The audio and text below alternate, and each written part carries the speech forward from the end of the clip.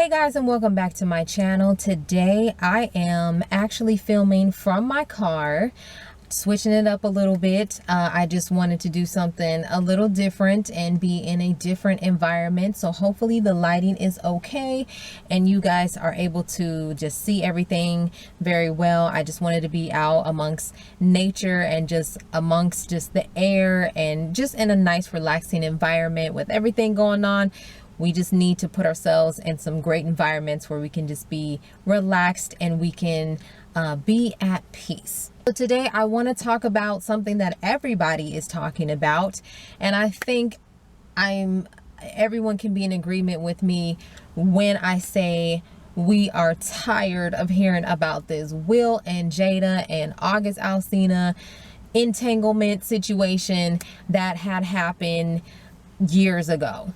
But I do want to talk about something very important related to that, and that is how to not get entangled in the first place. I think there's something that can really be learned, a really valuable lesson that can be learned from this entire situation with the Smith family. Because they're not the only ones. They're not the only people who have experienced this. They're not the only people who have gone through this. And I honestly am glad that they were able to talk about it and make it open and public. And I know a lot of that is because August spoke out first. And so then they kind of addressed it because people were just, the streets was talking, as they say. But I think it just helped to make them more relatable. Anytime things like this happen with celebrities, I think it just makes them more relatable because they're involved in situations that a lot of people can relate to.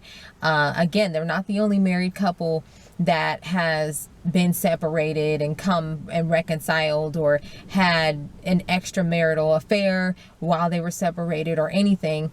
But I want to talk about how you can avoid being entangled, whether it's in a relationship, whether it is in a bad business deal. No matter what it is, I want to give you the key steps, the key ingredients that's going to help you to avoid situations like this. Make sure you got some time to watch this video because it's gonna be fairly lengthy because I want to touch on every topic and I'm just going to speak from the heart. So let's dive right into this. First thing that I do want to make clear before I jump into the list is I want to go back to Will, Jada, and August, and I want to make it very clear that nobody in that situation is the hero. Nobody in that situation was the perfect angel that just didn't do anything wrong. Everybody had a part to play. It's everyone's responsibility. They're all grown adults. Even at the time, I know August was a little bit younger. He was in his early 20s, I believe, but he still was an adult. So let's not get that twisted. And he did knowingly engage in some sort of relationship with a married woman. It doesn't matter that she was separated from her spouse, because there's a lot of people out here that think because somebody is separated from their spouse that it's okay to date this person. No, it is not okay to date this person. They are separated. They are not divorced. And it doesn't matter if you feel that they are close to getting a divorce or the marriage is good as done anyways. No. The marriage being good as done and done is two different things. So I don't really care that he got Will's blessing, which in that situation, I could see how that could happen, because it's like they're separated. Maybe Will was like, whatever, she can go do what she wants to do and try to find happiness on her own. They kind of spoke about this in previous Red Table Talks about finding happiness outside of the marriage, because Jada was like in a place where she felt like she had lost herself and it was all about Will and his career. And I know there's plenty of women, married women, who have experienced that, where they feel like, what are they now, just a mom and a wife, and is that it? Like they just don't have their own identity anymore. So I can see how that can happen, but it doesn't make it okay. And at the end of the day, everybody knowingly got involved in the situation. They all knew what was going down. And I didn't watch the Red Table Talk with the infamous entanglement, but I believe she said something like, from what I heard, that she didn't sleep with August, but she did have entanglement with him and had some sort of relationship with him, which I would just say is an emotional affair, which is still not great either. Having an emotional affair with someone is sometimes can even be just as bad. Actually not just as bad, but worse. Could be worse, because now you form an even deeper bond with this person. It's one thing if you just slept with this person and it was like, whatever, it's done, which is terrible in itself. But the emotional affair, it can lead to a physical affair, and it can also, it's harder. I think that's a much harder to break that than if it was just something like a casual fling or something like that. Either way, it's all wrong. It's all adultery at the end of the day. So these are all fancy words for adultery. If you are someone that ever entertained being with somebody who is separated from their spouse, you got to know that it's not going to go anywhere. You're the side piece, and most often the married couple does reconcile and the side piece is gone. Like it was just literally something they were just doing to fill in time and space because they needed to find themselves and find who they were.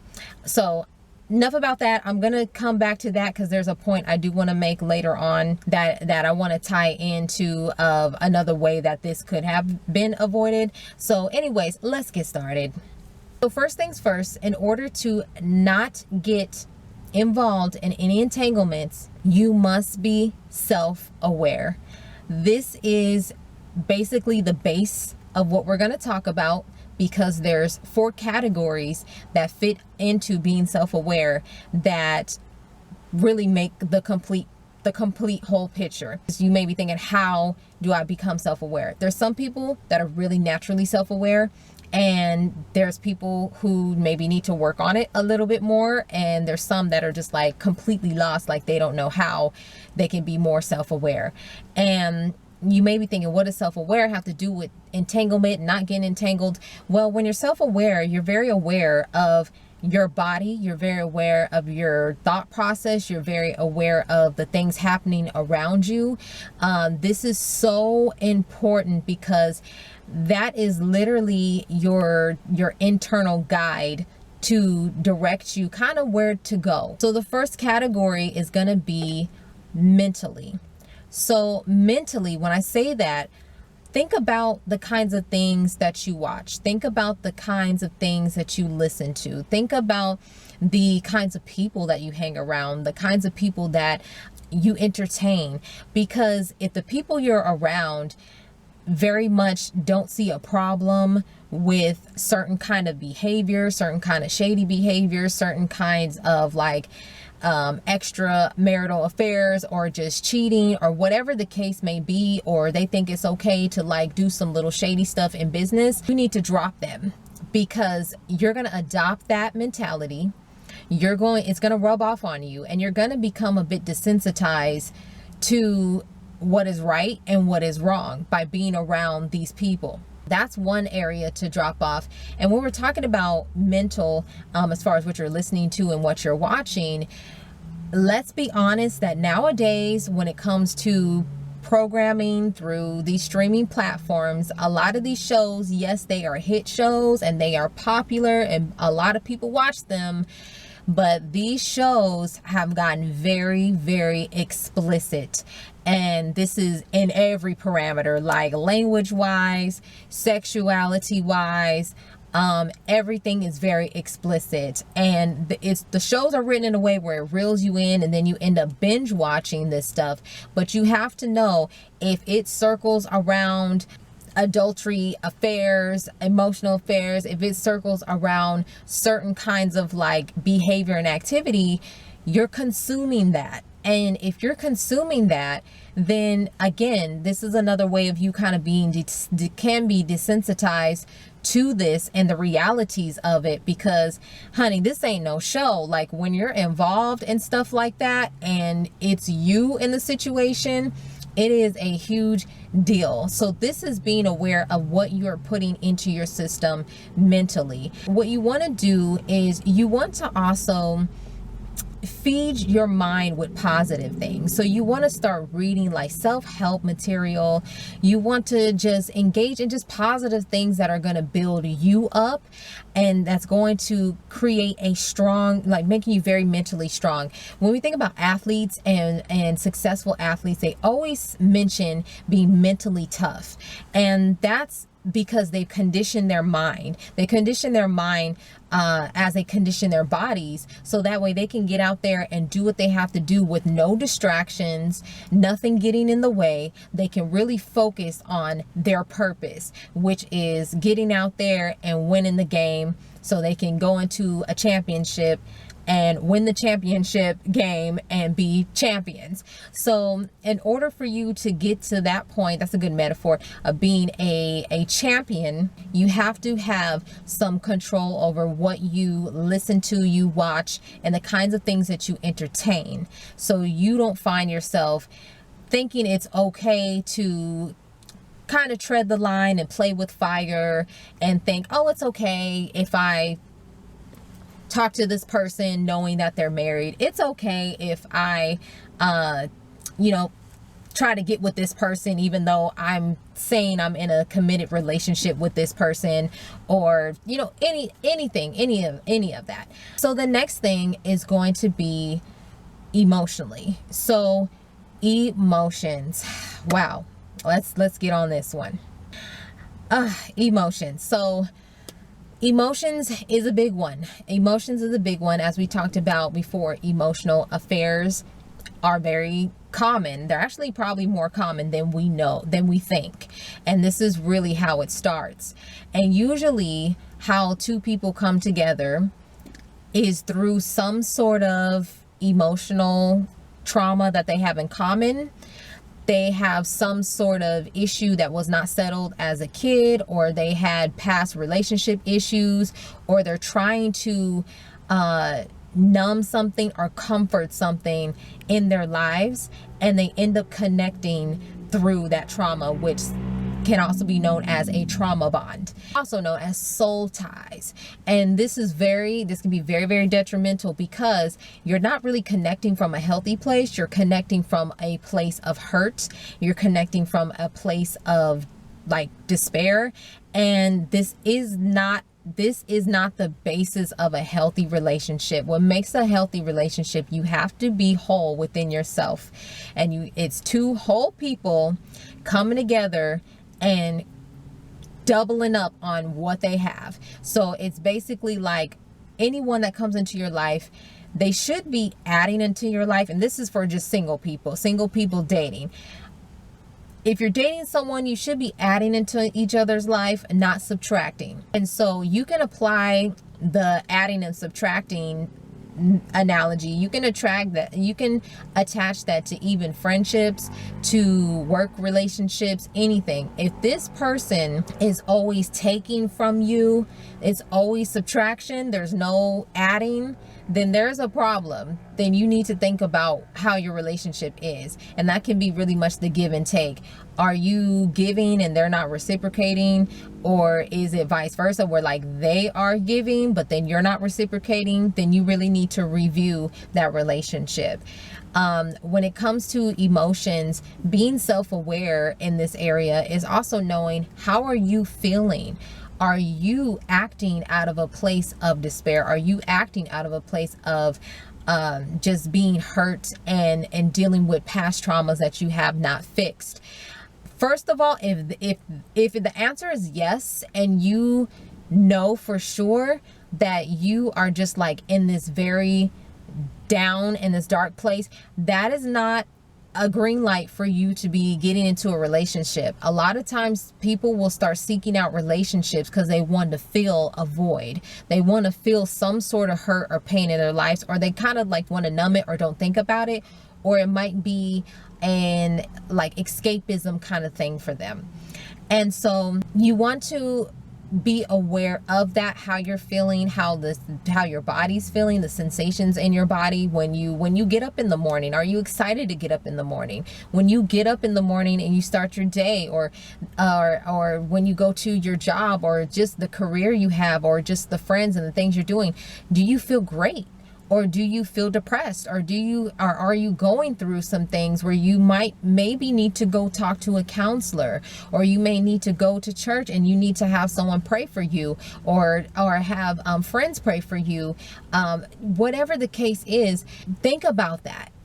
It takes so much mindfulness to be very aware, and you don't need anyone to really tell you this. If we just take a moment to stop and listen to see, how do I feel today? And if you need to write down a journal, if you need to take a journal and write down how you're feeling each day, and to see like a pattern, to see like what's going on with you, then do that. There is nothing wrong with journaling. It's absolutely probably one of the best things you can do, because it will show you your progression from one stage of your life to another stage of your life. I know I love to journal, and when I look back on some of my old journals from like being a teenager to being in my early 20s, I'm like, whoa, the way I wrote was differently. And I could see the maturity as time went on. You just see the areas where maybe you thought wrong. You know, maybe you're like, okay, maybe I could have received that a little differently. But that's the beauty of journaling. And so if you need to do that, it's so helpful. Next thing I want to dive into is so we did mentally, we did spiritually, and then we did mentally, emotionally, spiritually. So let me get on to spiritual. And spiritual will be things like making sure that you're taking time for yourself to do self-care. Self-care is so important. Self-care is usually the first thing that goes when you're depressed. Even animals are known, they'll be known to not even clean themselves, to just kind of just sit around, just like humans, where we don't want to do anything. You have a disinterest in a lot of things. And so the spiritual side of that is, again, making sure you have self-care, making sure that, you're staying off social media. You're not scrolling and seeing what everybody else is doing. You're focused on growing within your own self and healing within your own self. You're also making sure that, if you are Christian, that you are reading the word and getting that word in, because the word, oh my gosh, getting alone time with God and really allowing God to renew you from the inside out and detox you from all the pain and all kinds of just things that you've been going through. This is so important. This is so important. So make sure that you're diving into that word, and that you also have a support group. This is another thing, a support group, not a support person.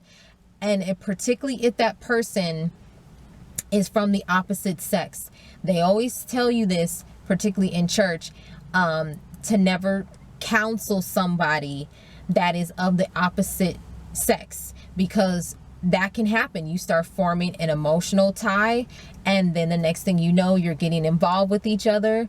And whether you are male or female, do not do this, because you are not someone's rehabilitation center. You are not their nurse. It is not your job. Wrong, all the way wrong, because you can start forming an unhealthy bond. So that brings me to where I wanted to pick up with the Jada and August thing.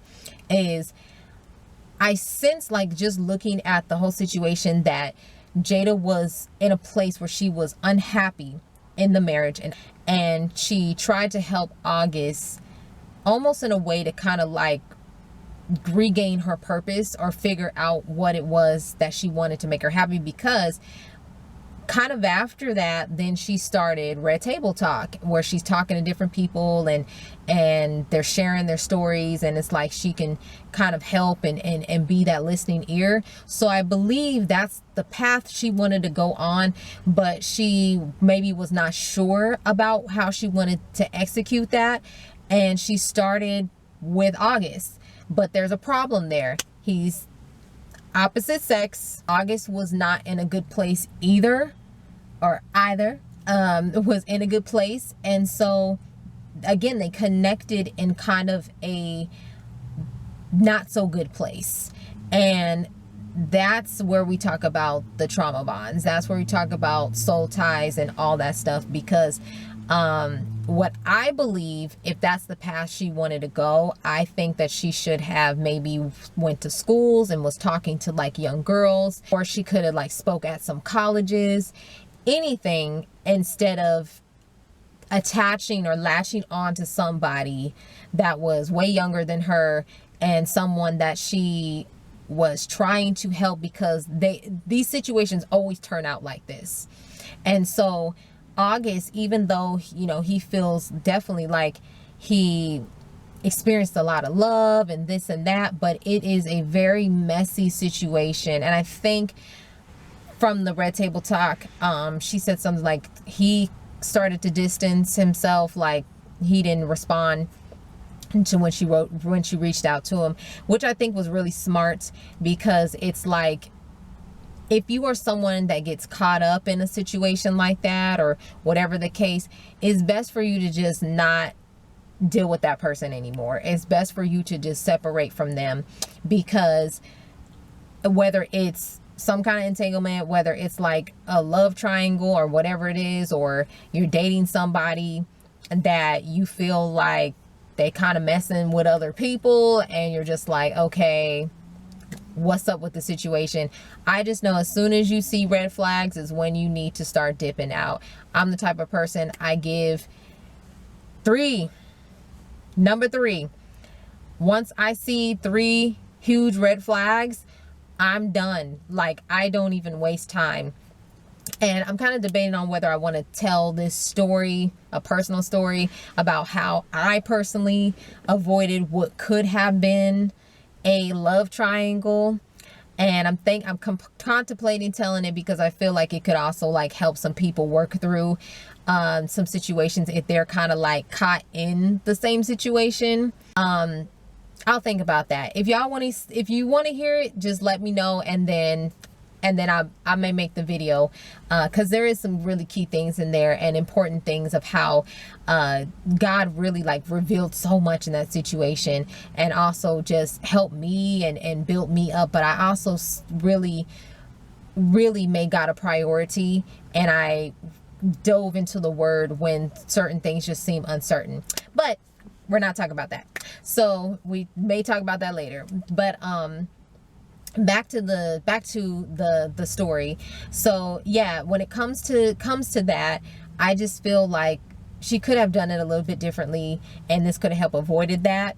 And the same thing with August. He knew that she was married, and again, I don't care that it doesn't matter, he went to Will and got his blessing or anything like that. At the end of the day, married is married, and you're married is married. I don't know however else to put that. Separated is not divorced. So it is what it is. Like I said, usually the couples end up reconciling, and if they don't, then they do get a divorce, and that's when it's like, okay, now you guys are officially divorced. But no, never. The key thing is never get involved in any kind of messy situation. And it can be easy when you are at a vulnerable state, or you feel like you're connecting with somebody out of some sort of weird commonality. But again, this is where self-awareness comes in. And since we're talking about the spiritual part of that, another way that you can get out of like a depression, or if you're going through something, a good thing to do is serve. So serve at a food bank, serve in group environments where you can be around other people that are giving of their free time with nothing in return, just to help somebody. And so that's something that you can also do. But you're not sitting at home alone, and you're not thinking about all the things that you wish were different, or just even sitting there wishing that you were with someone, or that you had a significant other to do things with. You know, go out and serve someone else. It will bless you spiritually. and it will help you to be very appreciative of the things that you do have. So now that we talked about mental, emotional, and spiritual, now let's get into the last one, which is going to be physical. So physical is going to be, are you taking care of your body? Are you eating right? Are you giving your body the nutrients it needs so it can perform at its optimum? Because what you eat will also influence how you feel. It can influence your mental health, and it can influence like emotional health too, because if you're eating things that's not going to fuel your body, it's like a ripple effect. So one thing gets affected, the next one does, the next one does, and then you wonder why you don't feel good. And then you wonder why you don't have any energy. A lot of this can be related to eating and exercise. Make sure you're getting sleep, that you're also getting a lot of sleep, and that you just are very much taking care of your body as best that you can, and that you make sure that you are always putting your health first. I don't care if it's friends or if it's your job or whatever it is, or people want to hang out and you don't feel good. Put your health first. Do not compromise your health for somebody else. You got to be in good health. All right, guys, and we're back. So I had to move locations because I was starting to get a little sun-kissed and my camera shut off, but we're back.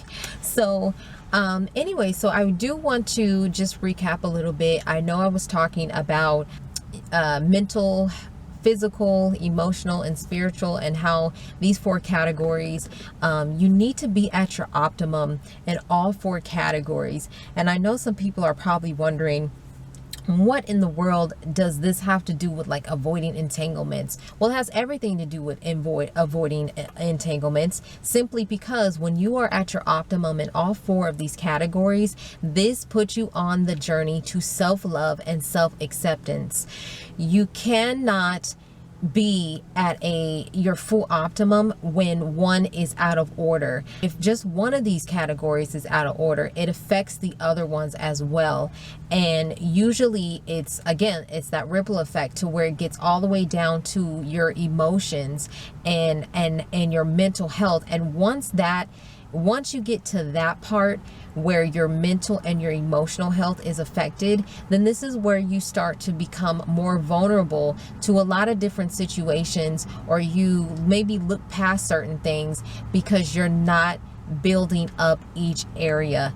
And this is so important to avoiding entanglements, because again, when you are fully embracing yourself and you're fully embracing self-love, your standards go up. So when you have high standards for yourself and for just your overall health, you are not going to entertain situations that are not the best for you, and you're not going to look at a potential trauma bond as love, or look at it as something that you should be a part of, because you realize that the place in which you are starting this relationship is not a good one, and that you really need to go back and you need to examine each of these areas and figure out where you need to do some work and how you need to grow in these particular areas. So again, it's mentally, emotionally, spiritually, and physically.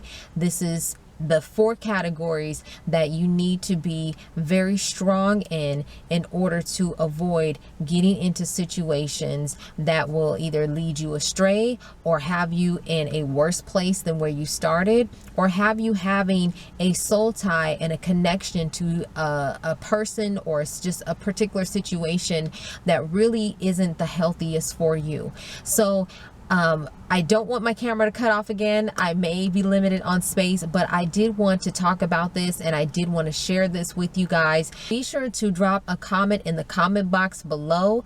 Let me know your thoughts on the situation. Let me know if you agree, or if there's anything else that you would like to even like add to the tips that I've given you. But the most important thing is be self-aware, be whole, be healthy. Focus on being that for yourself, so that way your standards can go up and you will not be vulnerable to any traps that may be set for you. I do want to add something else briefly, is about having a group of people that you can be accountable to. And that's why I mentioned before about watching the company you keep, because you want people around you that are going to mirror your standards and your morals, and know how to call out certain things and say, man, I don't know about that, or I don't know about him, I don't know about her, I don't know about the situation, I don't know about this job opportunity, I don't know about this business deal. People that can really speak into your life and will actually see things from another perspective that you really trust, and that has your back. So that's another thing, is just keeping a group of people around you. You never want to get put in a situation where you are totally isolated from friends or anyone that you trust, or family that you really trust. You don't want to get in that place either. And let's be honest, sometimes there's certain relationships, particularly when it's romantic, that can take you away from just family or friends, and that's honestly not healthy at all. There is a book I do want to suggest called Boundaries in Dating, and even though it's a dating book, there is some really helpful tips in this book that can really be applied to a lot of different relationships. That's it. I don't want to talk any longer. I'm getting sun-kissed again, and so it's time for me to switch locations and time for me to wrap up. But all right guys, that's it. Thank you so much for tuning in with me. Make sure to drop a comment in the comment box below, and to share this video as well with anyone you feel that it may benefit, and I will see you on the next go round. Bye.